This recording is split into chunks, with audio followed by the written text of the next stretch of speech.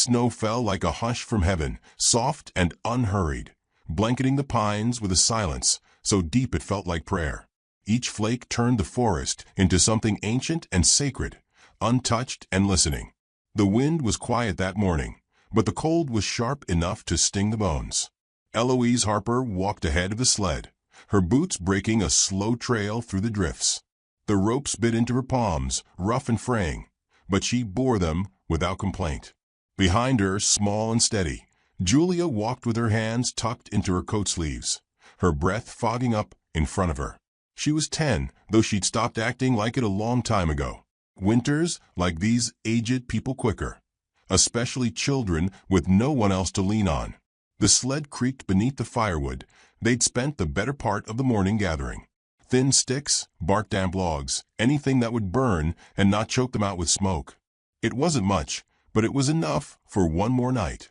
Eloise's face was unreadable in the way of women who've been disappointed too many times to wear expression like jewelry. Her beauty, once commented on with a breathless awe, had thinned into something leaner, stronger. There were lines at the corners of her mouth, not from laughter. Her eyes were the color of creek ice, pale, deep, patient. They crested a low hill, and the forest opened like a mouth below them. To the west, the old ridge trail cut through a line of fir trees, nearly swallowed by snow. They'd gone farther than usual today. The wood near the homestead had grown scarce, and Eloise wasn't the kind to ask favors from neighbors unless something was bleeding. Julia trailed close behind. Her boots were patched, her mittens knitted from mismatched yarn, but she never once complained. She looked up often, watching the sky as if it might change, as if it might offer something besides cold. Then she stopped. "Ma," she said, her voice low but clear. "There's something there." Eloise turned. Julia stood motionless, her eyes locked on a dark shape at the base of a tree about 20 paces ahead. Eloise followed her gaze, and for a moment she saw nothing but snow and shadow. Then it moved, just slightly, a twitch in the whiteness, unnatural.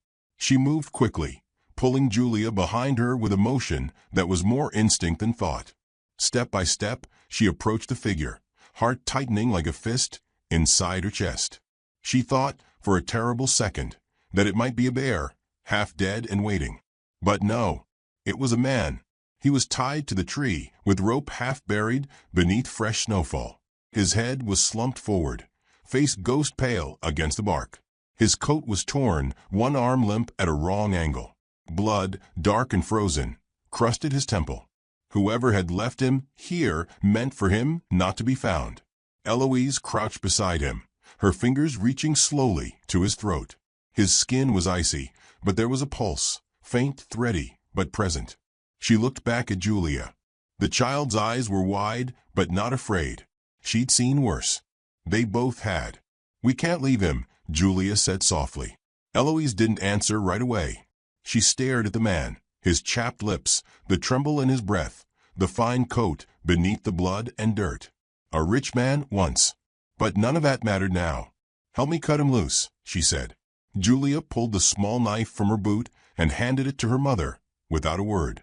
Eloise worked through the knots with quick, deliberate movements, jaw tight, breath misting the air between them. The rope was thick, the work slow, and every second felt like it was counted by some cruel clock in the sky. Finally, he slumped forward into her arms.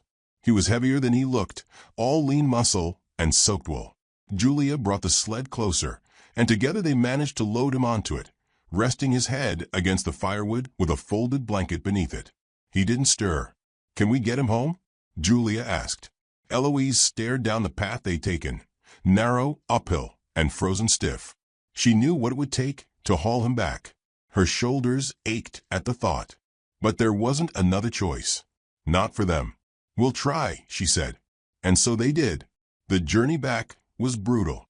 Eloise took the front of the rope, digging her heels into the snow as she pulled. Julia pushed from behind, leaning her full weight into the sled whenever it caught on a root or ridge of ice. The cold pressed in harder as the afternoon waned, and every gust of wind brought with it a whisper of doubt. Halfway home, Eloise nearly buckled. She paused, breathing hard, snow caking her lashes. She looked back at the man, his breath now visible, slow but steady. "What if he dies anyway?" she whispered, mostly to herself. Julia didn't answer, but her little hands found the rope and helped pull. By the time they reached the homestead, the light was bruising toward dusk. The cabin sat quiet in its ring of snow, smoke trailing weakly from the chimney. Inside it was barely warm. The fire had gone to coals in their absence. Eloise opened the door and pulled the man inside, dragging him across the floor onto a pallet by the hearth. Julia added kindling, coaxing flame with practiced care. Within minutes, heat began to curl back into the air. Eloise worked swiftly, cutting away the man's coat, checking his wounds, cleaning his temple with a strip of boiled linen. She spoke only once to herself. This was done with hate. Julia brought a pot of broth to the fire. The smell of it filled the space like hope. The man did not wake. That night, snow whispered against the windows, and the fire popped and hissed. Eloise sat beside the stranger, a bowl of broth cooling in her lap. She stared at his face, trying to place it. He looked like no one she'd known, too fine-featured to be a trapper, too lean to be a farmer. A man of money, yes. But who? And why left to die? She could not ask. Not yet. Julia curled up near the fire with the old quilt, her thumb brushing the corner, a habit from when she was smaller. Eloise hadn't seen it in months. Maybe something about the stranger brought the girl's childhood back for a moment. In the stillness, Eloise allowed herself a small wonder. Had this man been someone else's miracle before? A husband? A father? Had someone once waited for him the way she used to wait, for a knock that never came? She brushed a stray curl from his forehead. "You're not mine," she murmured, "but you're breathing. That'll have to be enough." The hours stretched. The wind howled. But he lived. And somewhere in the dark, a thread began to pull, quiet as snowfall, sure as fate. Something had shifted. Not loudly, not with thunder, just a tremor in the bones of winter. A story unfolding, breath by breath. Outside, the snow kept falling. But inside, a stranger lay warm by firelight, and a woman who'd given up on rescue sat guard, not knowing yet that saving him would save her too. Not knowing that empires don't always rise with war drums. Sometimes they begin with a rope cut loose, a bowl of broth, and a hand that didn't let go.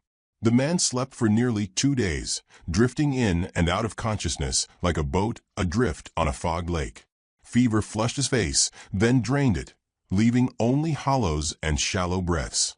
Eloise sat beside him through the nights, spooning broth between his lips when he could take it, pressing cool cloths to his head when his skin burned. She said little, only what was needed, her words careful, like stones placed across a creek. Julia watched, wide-eyed but quiet, always watching her mother's hands, as if trying to learn not just what to do, but how to care. When the man finally stirred enough to open his eyes, the room was filled with low golden light. The stove crackled with steady flame, and snow continued to pile against the windowsill. He blinked, confused, gaze unfocused. "You're safe," Eloise said, not rising from her chair. Her voice was soft but unmistakably firm. "You're in my home." He blinked again, tried to speak, and found only a croak. Julia brought a tin cup of water and held it while he drank. His fingers were swollen and stiff, but he managed to grasp the edge.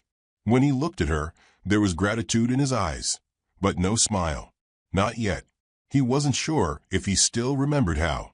He fell asleep again before a full sentence could be formed. By the second evening, he stayed awake longer. He watched the flicker of the fire as Eloise stirred a pot.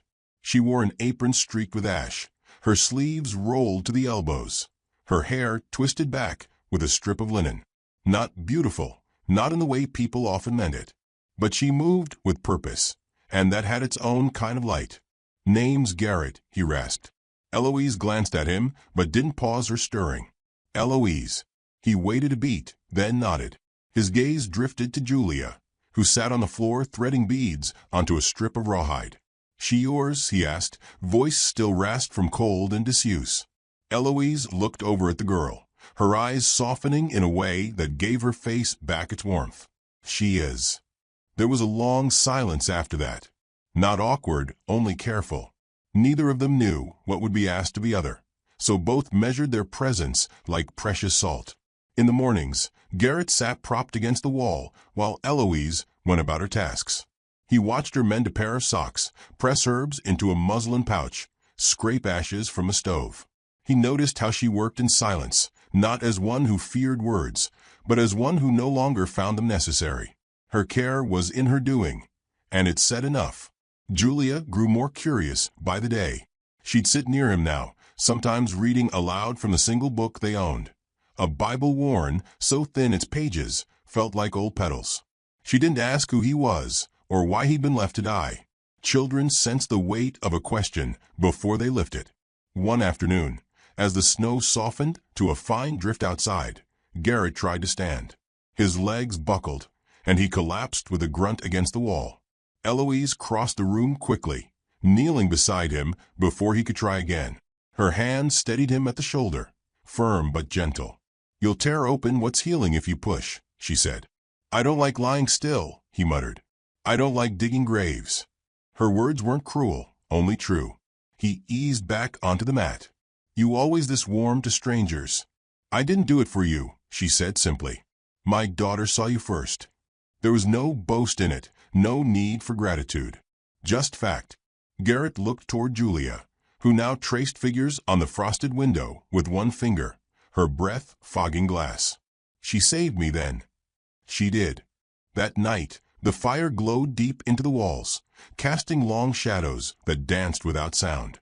Garrett shifted beneath the quilt, not from pain, but from thought. "I was on my way back from Salt Creek," he said finally, not expecting a reply. "Had business there. Cattle contracts. Got jumped in the pines. Don't know if they meant to kill me or just rob me blind and let the cold do the rest." Eloise said nothing, just fed another log to the fire. "They were hired," he added, as if trying to explain. "Not the kind that steals for hunger. They were after something." Still, she said nothing, only listened. "I've land," he continued, "not far from here. East Ridge. 800 acres, and a house built wider than it needed to be. Thought it meant something, once. But all it did was make me a target." Eloise finally looked up. Men kill for smaller things. His laugh was brief and rough. "That they do." He did not speak again for some time. When he slept, it was deeper. Not from weakness now, but from trust. The next morning, Garrett tried to rise again. This time, Eloise led him. His steps were slow, leaning on a cane Julia had carved from a branch. He walked to the door and stood, looking out at the world beyond the cabin. White, wide, and waiting. Eloise came up beside him, arms folded. "You think they're still looking for you?" "Likely not," he said. "They got what they came for. Or think they did. And if they come again?" He looked at her. "Then I reckon I'll have to stop being a man who just survives." She studied him a moment, then nodded. "We survive here too." Garrett turned back to the view. "You do more than that." The days stretched longer as the snow eased its hold. The thaw was slow but sure, dripping from the eaves in rhythm with the fire's crackle inside. Garrett began helping where he could, splitting kindling, patching the broken fence near the coop. His shoulders still ached, but he moved with growing confidence. He didn't speak often of his past, and Eloise didn't pry. But in small details it unfolded. The way he moved carefully around tools, as if used to finer things. The way he corrected Julia's math gently, like someone who'd once managed men and numbers. The way he sat by the fire and watched them, not with hunger, but with something harder to name. Longing, perhaps. Or envy. One evening, Garrett knelt beside Julia, watching her tie knots in a line of string. She was building a trap for rabbits, something she'd learned from an old neighbor long gone. "You're clever," he said. She looked up, face solemn. "Mama taught me. We had to be." He nodded. "And brave, too." Julia didn't reply, but something in her chest rose taller. Later, Eloise stood at the stove, spoon in hand, tasting stew. Garrett watched her, hands tucked in his pockets. "You don't ask questions," he said quietly. "I ask the ones that matter." "What matters to you?" She met his gaze across the space between them. "That my daughter's safe. That no one brings ruin to this house. that the quiet we earned isn't broken. He took a slow breath. I mean to leave soon. I'll have to reclaim what's mine. Put things in order. She nodded. I expected as much. But I won't forget this. Eloise didn't smile, but something behind her eyes flickered. A warmth not yet open, but no longer closed. Garrett stepped forward, unsure of his own movement. He held out his hand. Not for shaking. Just an offering, open-palmed. Eloise looked at it, then at him. Slowly, she placed her hand in his. It stayed there, a moment too long to be casual. You saved me, he said. She shook her head. You're still saving yourself. Outside, snow began to fall again. Light, drifting, almost too fine to see. But inside, something was melting. And neither of them turned away from the thaw. The days softened. Snow still dressed the trees, but the cold had changed. Not as cruel, not as sharp. The wind carried less bitterness. It no longer whispered warnings, but watched from the edges, waiting. The land, like a held breath, began to exhale. Garrett no longer slept near the hearth. He moved into the side room, the one Eloise had cleared after her husband left. She hadn't opened it in years. Dust and silence had lived there longer than any man. But now, a stranger's coat hung from a hook. His boots stood neatly by the door, and the room remembered warmth. In the light of late winter, the three of them became something like a rhythm. Garrett rose early and helped split wood with arms still healing, his left shoulder favoring him only slightly now. Julia fed the hens, scattered seed along the frozen ground, checked traps along the woods. Eloise baked bread more often than usual. She told herself it was to keep the house warm. They moved around each other not as guests or hosts, but as a trio built from necessity. Still, something else had taken root, tentative, unsaid, but real. There were glances held a moment longer, silences that felt fuller than noise. Each day stitched itself into something larger, a quilt of moments neither had meant to sew. Garrett had taken to fixing things. Not just the obvious repairs, a broken latch, a loose step, but the quiet, invisible sort of mending. He oiled the hinges that had grown for years. He rewired the stovepipe so smoke no longer curled in corners. He didn't ask permission, and Eloise never told him to stop.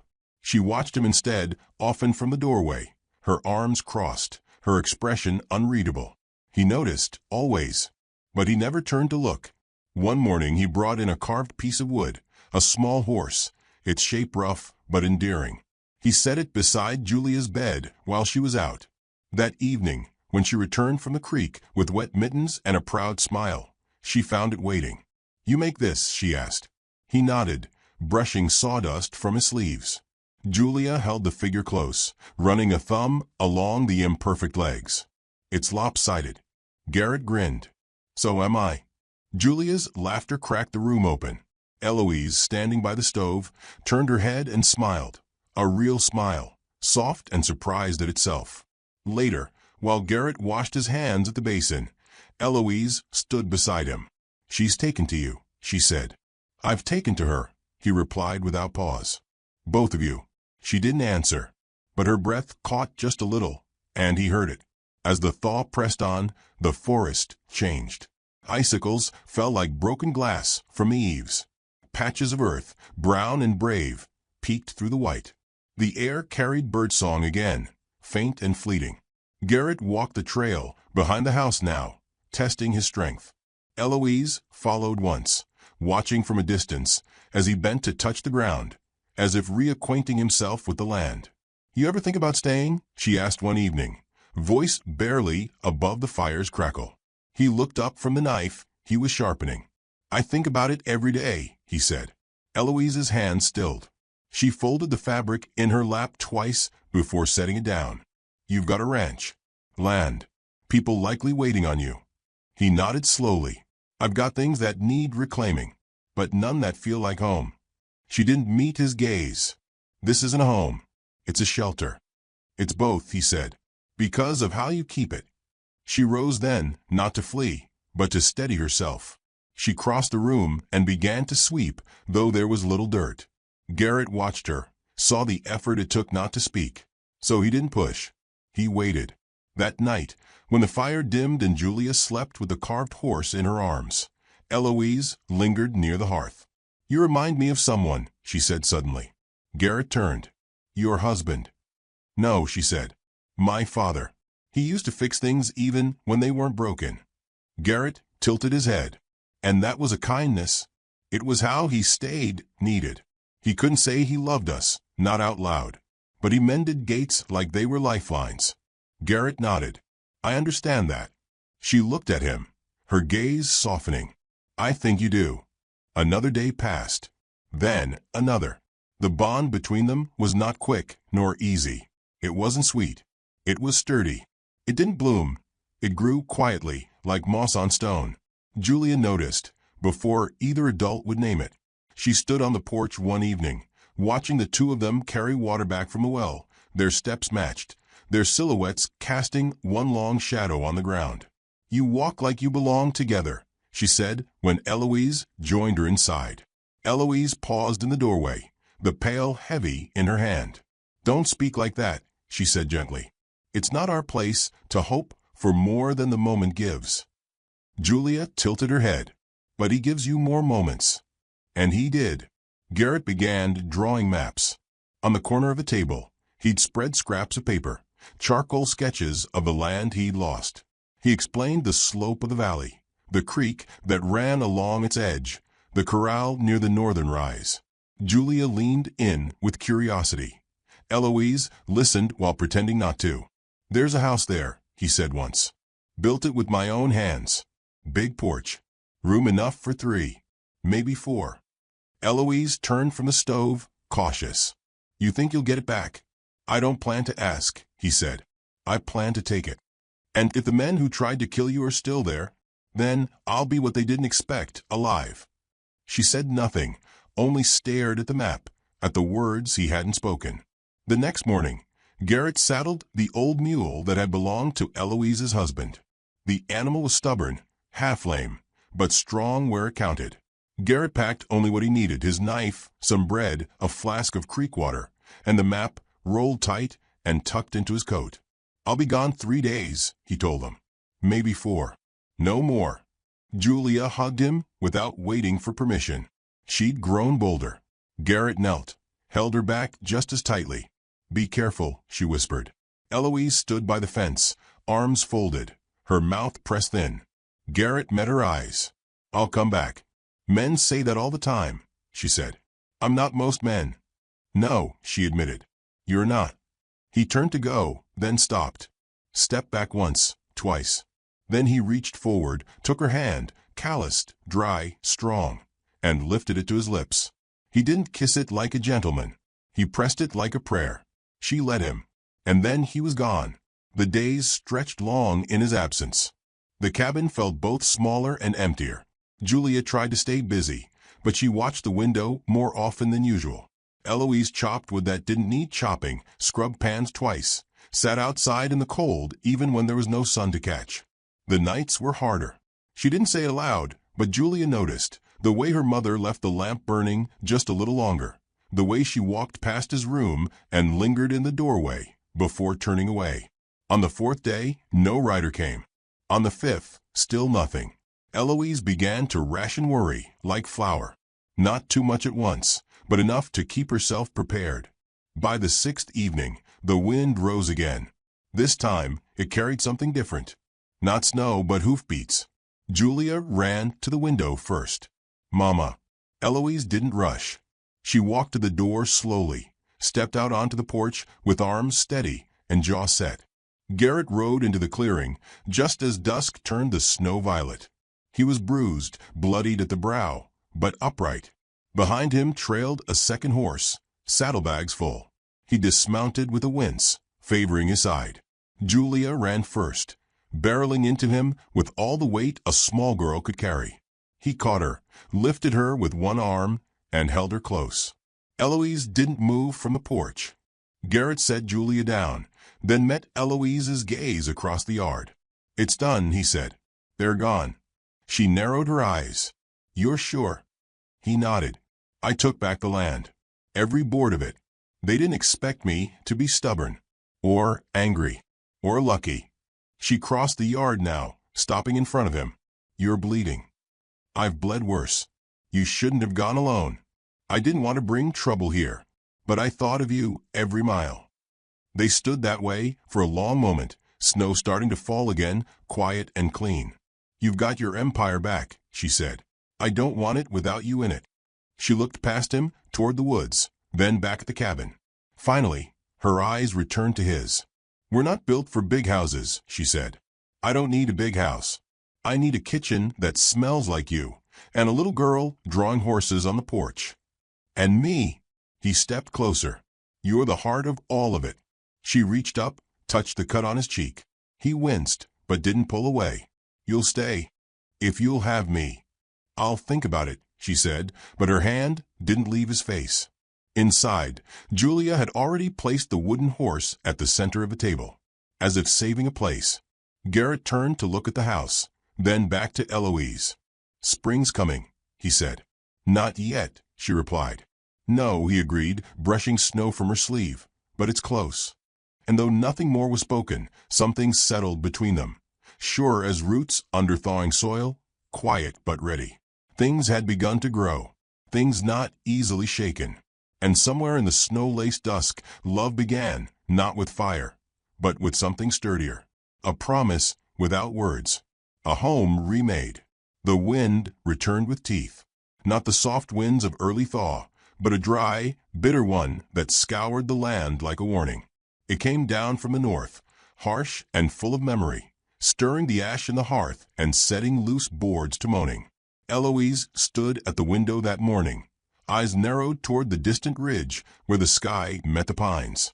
Something in her chest tightened. Garrett had been gone 3 weeks. He wrote once, a short letter left with a trapper passing through. It said the house was nearly ready. The fences stood straight again, and the land was his by right once more. He asked them to come soon. Promise safety. Promise spring. But spring had not yet come, and the silence in the trees had teeth of its own. Eloise did not speak of her worry.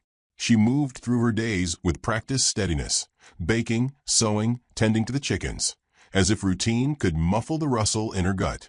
Julia noticed, of course. Children always do. She asked fewer questions now, but lingered nearer than before, brushing against her mother's side when passing, speaking in softer tones, eyes too old for her face.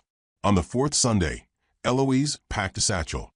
Not much, dried meat, matches, the pistol Garrett had left behind. She checked the saddle on the mule twice, tightening the girth with a precision born from caution.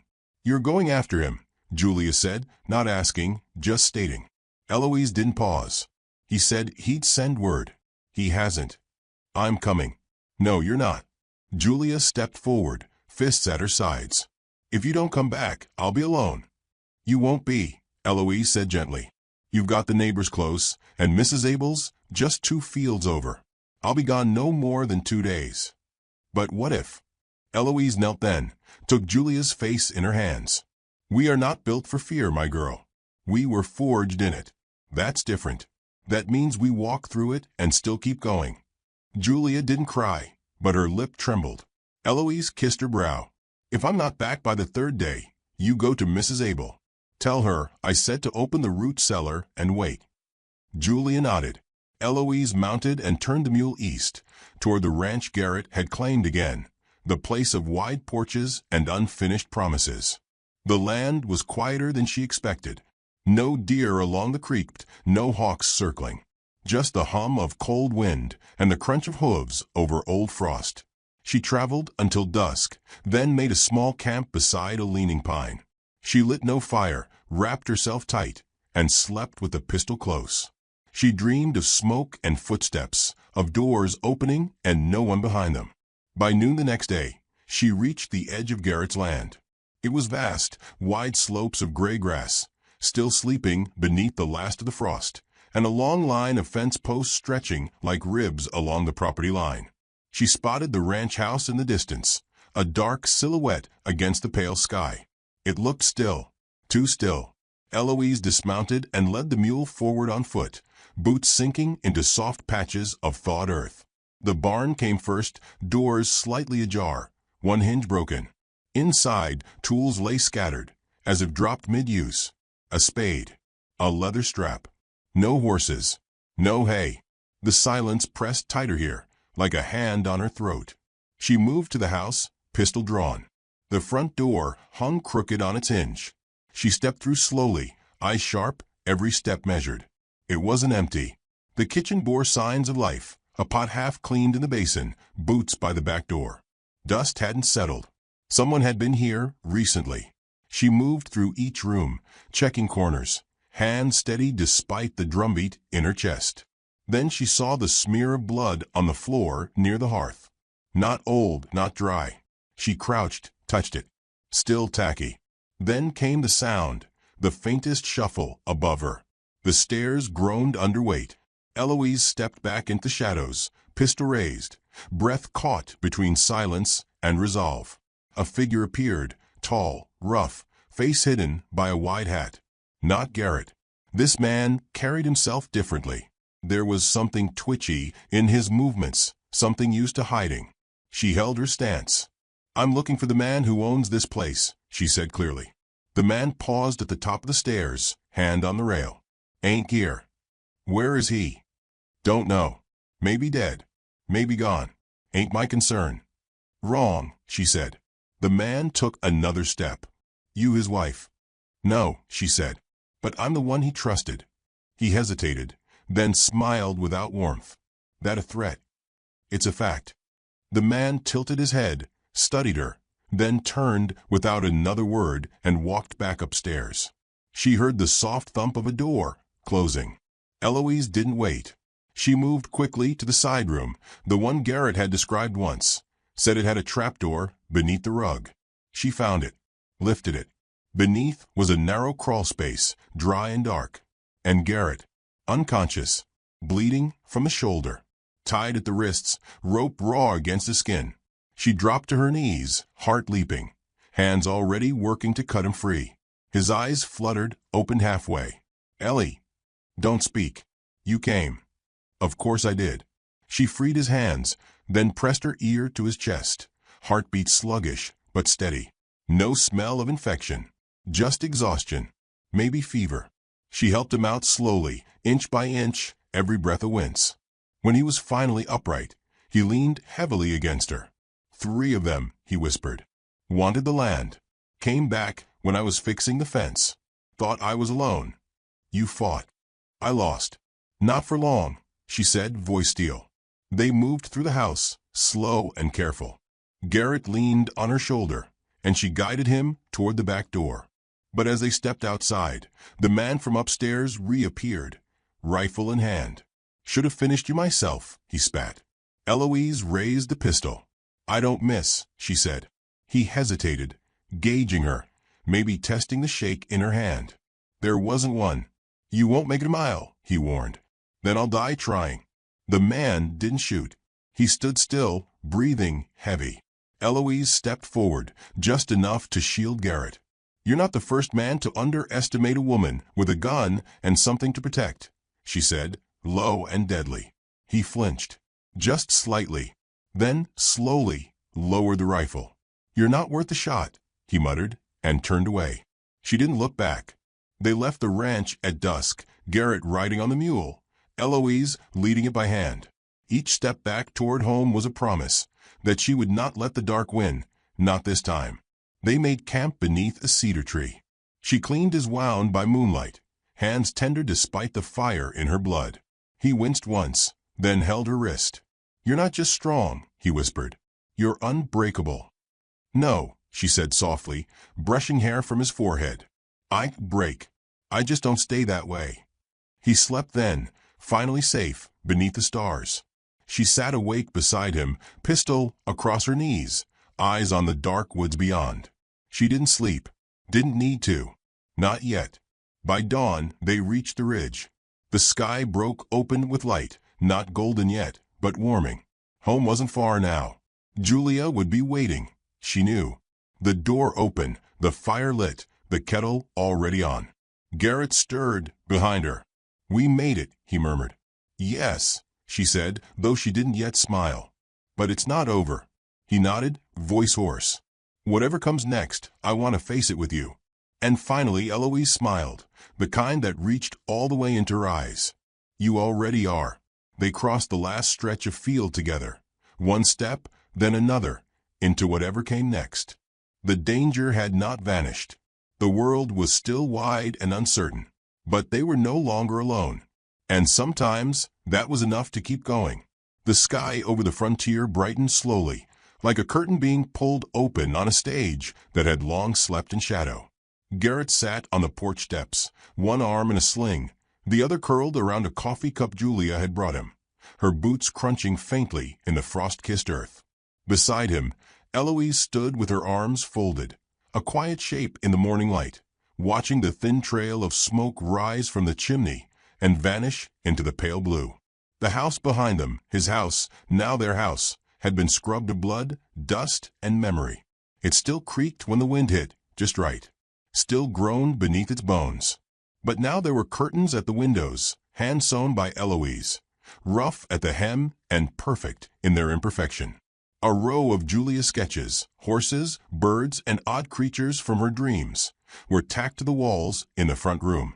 In the weeks since they'd returned from the edge of death and fire, life had taken on a rhythm, not unlike the slow turn of the seasons, subtle but certain. Garrett walked with more strength each day, planting one foot after the other across land he'd nearly lost. Eloise tended the hens with quiet efficiency, her skirts tucked up, boots muddy by midday.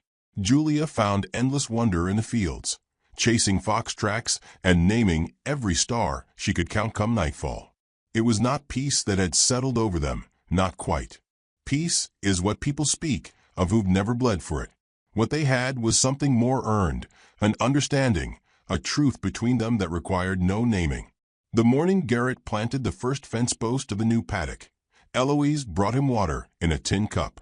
He took it without words, his hand brushing hers, callous skin to callous skin. "Thank you," he said quietly. "For the water?" she asked.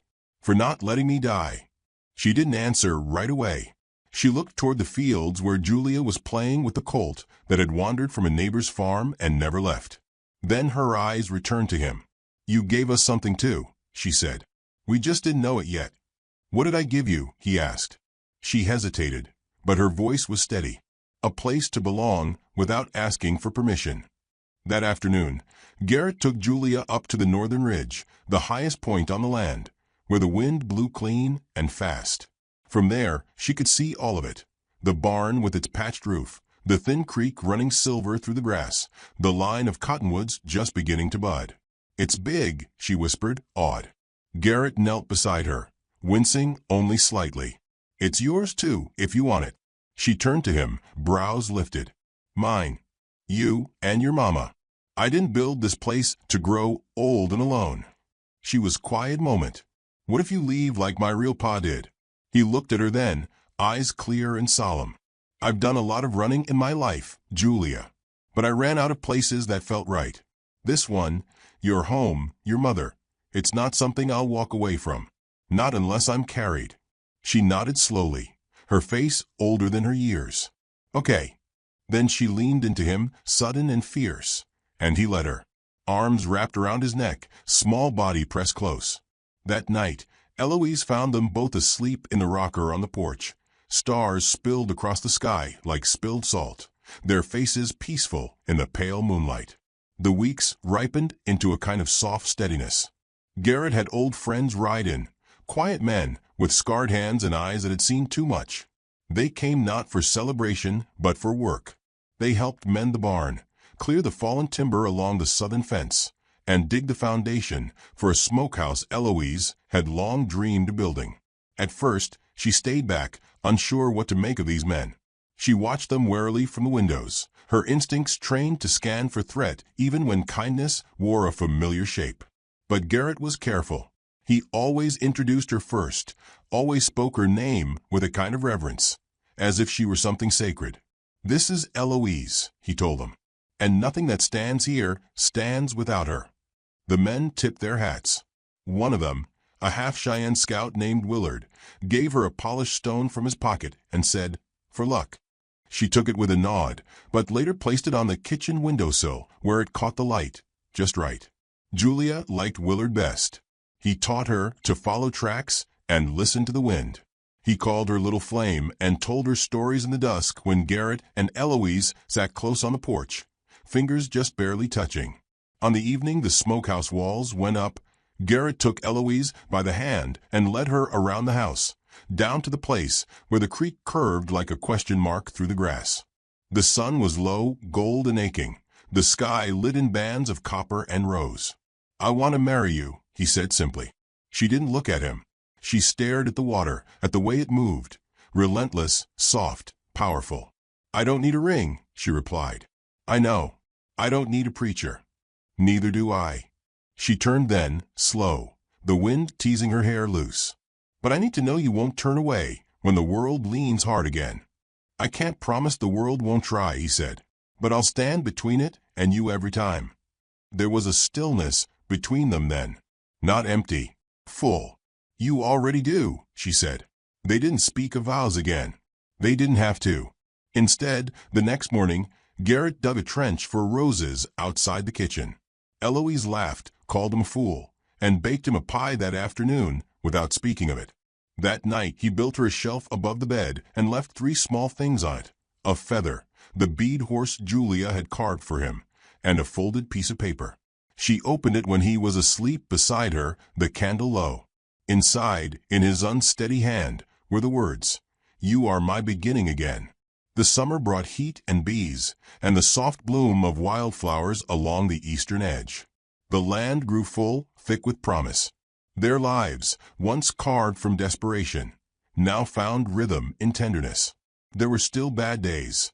Eloise still woke sometimes from dreams of being alone. Garrett still flinched at shadows on the horizon. But they had each other now. And Julia. That was enough. Until the night the rider came. It was near midnight, a storm in the distance, flashing silent against the hills. Garrett was on the porch, sharpening a tool. Eloise dozed beside him, wrapped in a blanket. Julia was inside, curled around the cat they'd rescued from a barn loft. The hoofbeats came hard, fast, echoing off the dirt like thunder. Garrett stood, blade in hand. Eloise followed him to the edge of the porch. The rider pulled up short, breathless, his horse lathered with sweat. It was one of Garrett's men, face pale as milk. "They're coming," he gasped. 3 men, armed. "Said you took what was theirs." Garrett's jaw tightened. "How far behind?" "An hour, maybe less." Eloise turned, already moving toward the door. Julia. They made ready without panic. That was the gift of hardship. It taught you how to move without noise.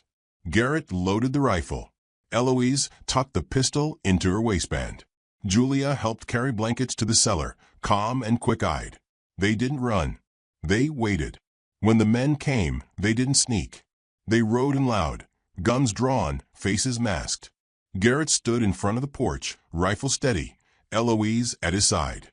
"This land is mine by right and blood," Garrett said. One of the men laughed.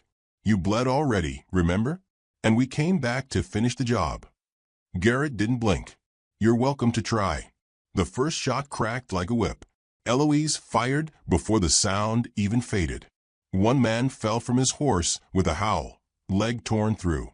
The second raised his gun and caught a bullet square in the shoulder. Garrett shot. The third froze, hands raised, mouth open. Then he turned and fled, horse kicking mud behind him like smoke. It was over in seconds. Garrett exhaled. Eloise lowered her weapon. "You all right?" she asked. He nodded.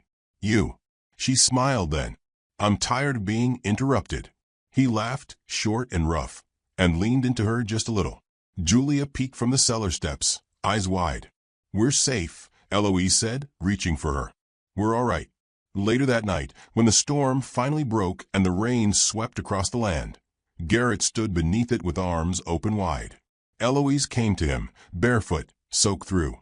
"You could have died," she whispered against his chest. "So could you." "But we didn't," she said. "No," he replied. "We built something instead." They stood in the rain, wrapped in each other. And when the thunder passed and the sky cleared again, the stars returned, bright and unbroken. Their empire hadn't been forged in gold or conquest. It was made of bread shared, wounds tended, fences rebuilt, and hearts that chose to stay. A mother, a daughter, a man once left for dead. Together, they claimed the land not with weapons, but with tenderness. And as the dawn crept in, quiet, gentle, full of promise, the porch light flickered back to life. And love, steady and unshakable, reigned.